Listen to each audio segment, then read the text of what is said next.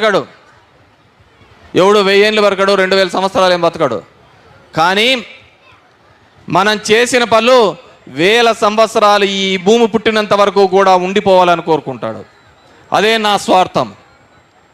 ఈ ధర్మవరం ఉన్నంత కాలము కూడా, ఈ ధర్మవరం చరిత్రలో ఉన్నంత కాలము కూడా అక్కడ ఒక ఎమ్మెల్యే ఉండేవాడు. ఆ కేతిరెడ్డి అనే ఎమ్మెల్యే వాడు ఇంటింటికి పోయేవాడు, ధర్మవరం యొక్క దిశ దశ మార్చినవాడు, ఆ ధర్మవరాన్ని అభివృద్ధిలోకి తీసుకొని పోయినవాడు ఒకడున్నాడని చెప్తే ఆ ఒకడే ధర్మవరంలో కేతిరెడ్డి అయి ఉండాలనేది నా స్వార్థం అని చెప్పేసి. ఒక ఎమ్మెల్యేగా నేను అంతకంటే పెద్దగా చేసేది ఏముండదు.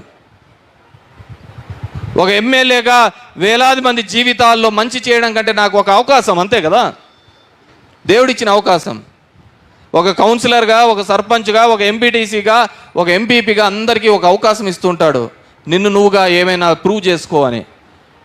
నీ అవకాశం ఇచ్చినప్పుడు నువ్వు అది కన్నా ప్రూవ్ చేసుకోకపోతే నువ్వు వేస్ట్. ఇప్పుడు చంద్రబాబు నాయుడు 3 సార్లు అయినాడు ముఖ్యమంత్రి, ఏం చేసుకోవడానికి? మన ఊర్లో రాయి చెట్టుకు వచ్చా ఉంటుంది, ఈయనకి వచ్చా ఉంటుంది వయసు, కానీ ఏం ఉపయోగం?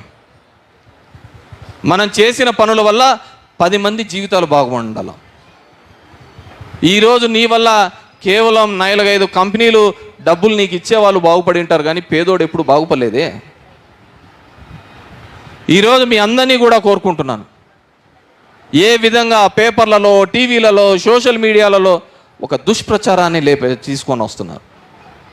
జగన్ రెడ్డి అది చేసినాడు, ఇది చేసినాడు అని చెప్పేసి నా మీద ఎన్నో ఆరోపణలు. వాళ్ళకందరికీ ఒకటే, నేను గుడ్ మార్నింగ్ తిరుగుతున్నాననే మంట, నేను గుడ్ మార్నింగ్ తిరుగుతున్నాననే వాళ్ళకి కోపం. నేను అడుగుతున్న వాళ్ళని అడిగా, ఇంతకుముందు కూడా చెప్పిన, ఎవడైనా ఒక్కనన్నా చూపియండి నేను ఏదైనా తప్పు చేసి ఉంటే అని చెప్పి. ఏ ఒక్క నా కొడుకు రాలేదు. చాలా జాతీయ నాయకులు అన్నారు, ఏంది నువ్వు జాతీయ నాయకులైనా నువ్వు ఎంత ఎత్తు ఎదుగుతున్నా అంటే నీ మాట తీరు, నీ యొక్క అవగాహనతోనే నీ నాయకత్వంలో నువ్వు జాతీయ నాయకుడు, అంతకంటే పెద్ద నాయకుడు అనేది వచ్చేది. మన మాట తీరే కదా మనల్ని నిలబెట్టేది. మనమందరం, మీరందరూ కూడా ఆలోచించుకోండి, మీకు ఎప్పుడు ఏ కష్టం వచ్చినా తోడుగా నిలబడినది ఎవరు అని ఆలోచించండి. మీ గడప దగ్గరికే పరిపాలన తీసుకొని వచ్చి నాకు ఓటు వేసినా వేయకపోయినా కూడా మీకు అండగా నిలిచినది ఎవరు అని ఆలోచించండి. మీ ప్రతి సందర్భంలోనూ కూడా, మీకు ప్రతి ఇబ్బంది వచ్చినప్పుడు కూడా నేను చెప్తా.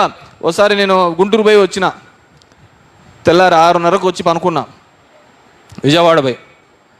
మన ధర్మవరానికి సంబంధించి బాకురావుపేట బస్సు పోతాండే, బస్సు పోతాంటే ఆడ పైల్టీలు కొట్టింది. 50 మంది ఉన్నారు, అంతా ధర్మవరం వాళ్ళే. పాపం 10 మంది చచ్చిపోయినారు. నాకు ఫోన్ చేసినారు, ఇట్లా జరిగింది సార్ బాకురావుపేటలో అని, రాత్రి జరిగింది అని చెప్పేసి. తెల్లారు ఎప్పుడో 2కో 3కో జరిగింది. అప్పుడప్పుడు పోయినా, నేను పోకపోయినా ఆడే ట్రీట్మెంట్ జరిగేది.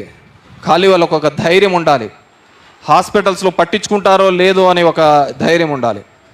వెళ్ళే అందరినీ హాస్పిటల్లో చేర్పించిన, ఆపరేషన్ తీసుకుని వచ్చేసిన. ఈరోజు కులం గురించి మాట్లాడుతున్నాడే, మా వాళ్ళు మా వాళ్ళు మా వాళ్ళు అని. ఆ కష్టం వచ్చినప్పుడు, ఆ బడుగు బలహీన వర్గాలకు ఇబ్బంది వచ్చినప్పుడు వీళ్ళందరూ ఎక్కడ పోయినారు అని నేను అడుగుతున్నా, ఎక్కడ దాక్కున్నారు నేను అడుగుతున్నా. ఎలక్షన్లు వస్తేనే కులాలు గుర్తుకొస్తాయా? ఎలక్షన్లు వస్తేనే మా కులబోడని గుర్తుకొస్తాయా? అది కాదు కదా రాజనీతి, అది కాదు కదా ధర్మం అంటే. ధర్మం అంటే పేదవాడు ఎవడైనా కానీ చావలేక వాడికి ఇబ్బంది కలుగున్న పరిస్థితులలో నేనుంటానని ఒక తోడు, ఒక నమ్మకం కలిగించినప్పుడే అది ఒక రాజనీతి అవుతుందే తప్ప కేవలం ఎలక్షన్లప్పుడు వచ్చి కులాల మీద, మతాల మీద. మన ఊరికి కూడా వస్తారు, మన ఊరోళ్ళు కాదు, నిన్న కూడా వచ్చినాయి, అన్ని చాలా బండ్లు వచ్చినాయి. కడప నుంచి వచ్చినాయి, బళ్ళారి నుంచి వచ్చినాయి, నంద్యాల నుంచి వచ్చినాయి, చాలా బండ్లు వచ్చినాయి. బండ్లలో వచ్చినారు కానీ జనాలు రాలేకపోయినారు.